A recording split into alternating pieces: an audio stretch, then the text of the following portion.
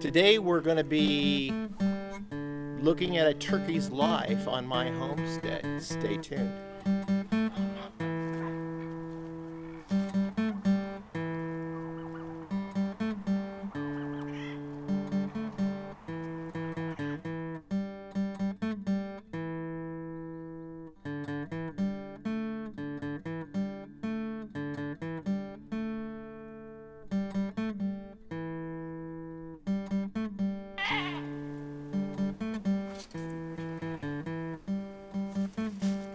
Hello, welcome back to Pine Meadows Hobby Farm. I'm your host, Jerry Hanson. I'm going to share with you guys, my turkey's life here on the homestead.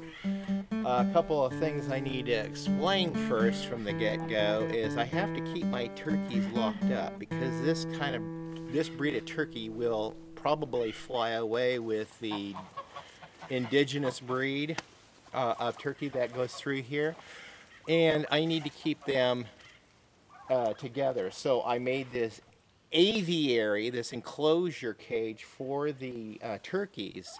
So they have an outdoor run, and then they have this indoor one. This used to be the quack shack when I first built it, but since the ducks and the geese, they can take shelter under the barn, and they have the pond. They have free range of this whole area.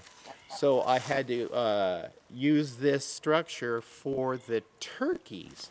Now the turkeys I got are a Naragansette turkey. They're a heritage breed. They're one of the original breeds that were bred for the American homestead back in the day. So I chose the Narragansette for their heritage purpose. They almost went extinct. It's because this breed is not a very big-breasted bird, a whole lot of meat, and they're slow growth. But the food is, their meat is really, really delicious. So slow food is worth it, in my opinion. So I come out here today just to observe the turkeys and see how they're doing in December, close to the holidays. I did not get a chance to come out and process a bird or even get a chance to list some and sell them because I want to sell. I got more than I needed because for the sole purpose of raising some, selling them, take the money to pay me back to offset the cost of my initial investment in buying the birds in the first place, and also offset the cost of the feed that I'm doing for these birds. And that's the way I operate here on the homestead, is try to operate and keep it at a level. So I have, by year's end, I have zero out of pocket and all the balance sheets balance out. So basically it's free homestead, free food, because I put the animals to work for their upkeep.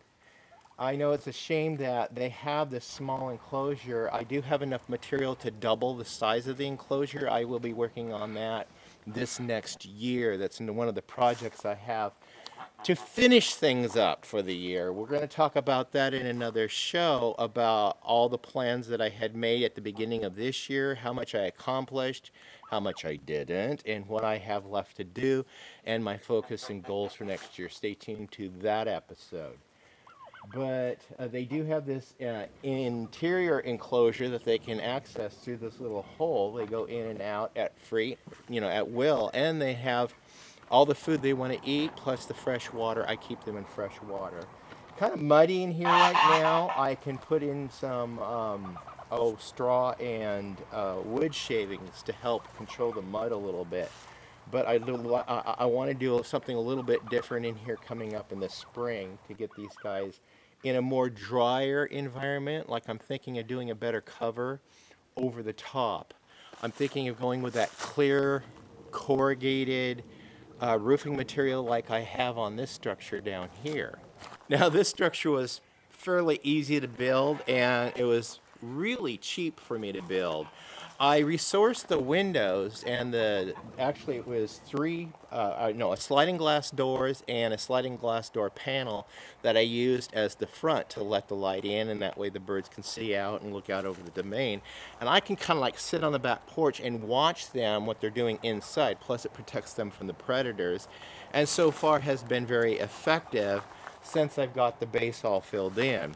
This is that clear corrugated material I was talking about that I had resourced free and stockpiled, and I had it in my stockpile when I built the structure.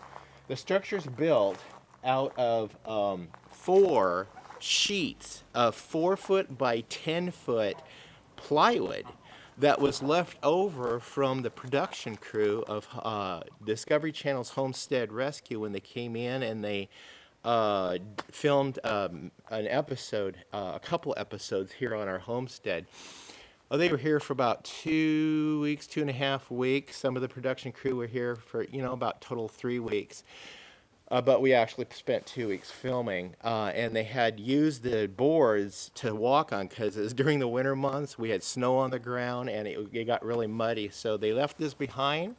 I resourced it. I brought it over here, cleaned it up, painted it, put it together, made some cuts, and took 4 sheets.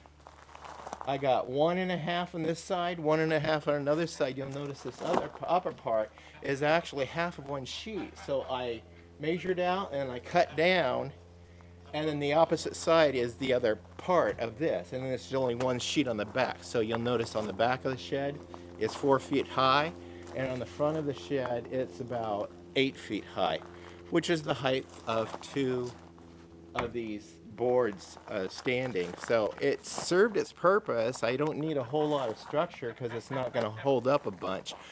We don't get that much of a snow load up here, but boy, if we do, I've got steel beams in there that will hold it. And we've had some heavy snowfall here since I've built this thing, and it's held up wonderfully. I've had no problems. Well, that's it, hanging out with the turkeys here and checking into a turkey's life at Pine Meadows Hobby Farm and their little habitat that I created for them. I'm your host, Jaymi Hanson. This is Pine Meadows Hobby Farm. We're a small homestead tucked high in the Cascade Ranges of the Pacific Northwest. Small, we're only 5 acres, but it's home and it's a place to sink our roots into.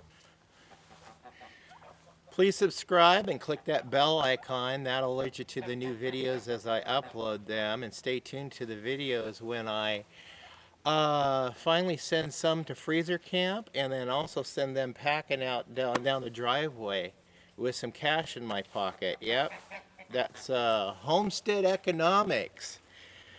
Also, click that share button. Sharing my videos on your social media platforms helps the channel out a lot. Please leave a comment or a compliment or a question. I'll try to get back to you in a timely manner. Also, please remember to be safe and always be kind. We'll see you guys in the next episode, all right? Bye-bye.